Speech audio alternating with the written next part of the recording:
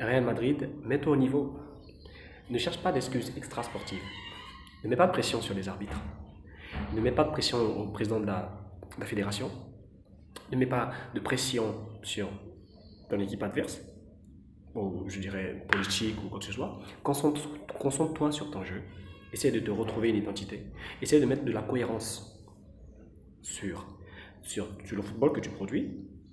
Essaie de te mettre au niveau des autres. Le FC Barcelone est aujourd'hui trop fort. Il faut le reconnaître, et je suis le premier à le reconnaître. Ils sont trop forts en face. Et lorsque l'adversaire est trop fort en face, qu'est-ce qu'on fait? On trouve des solutions, pas des excuses.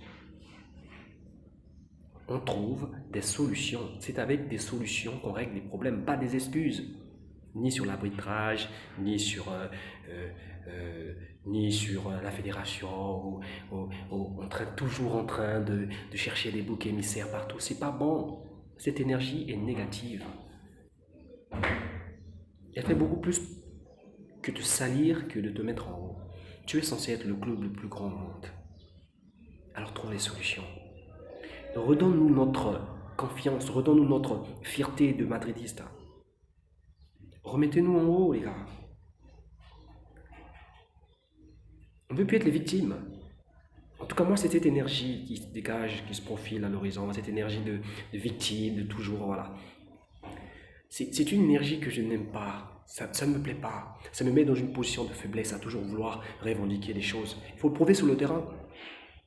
Quand tu es fort, ça se ressent sur le terrain. Quand tu l'es pas, ça se ressent aussi sur le terrain. Alors, qu'il y ait des idées comme quoi, pendant un moment, le Real Madrid a même envisagé de ne pas jouer. Voilà. Je trouve même toute cette énergie est négative. Si tu es plus fort, tu le montres sur le terrain. Point barre. Et si tu ne l'es pas, tu essayes de trouver des solutions, des axes d'amélioration sur le terrain. Tu fais les choses. Essaie de recruter. Si ton milieu de terrain n'est pas très créatif, tu essaies de jouer au milieu de terrain. Si tu as beaucoup de blessés en défense et que tu ne peux même pas faire avec les remplaçants, trouve des solutions en défense. Mais ne te plains pas. Ne te plains pas en fait. Baisse la tête, travaille. Travaille. Vous savez, une équipe qui perd face à une équipe plus forte, mais et qu'on ressent au final qu'elle s'est battue, elle a tout fait pour briller, ça, ça, me, ça me rassure dans la mentalité, dans l'état d'esprit.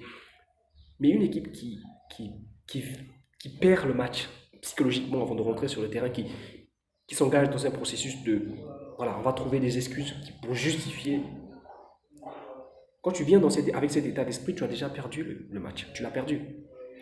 Tu viens avec cet état d'esprit dans un terrain de football, tu l'as perdu.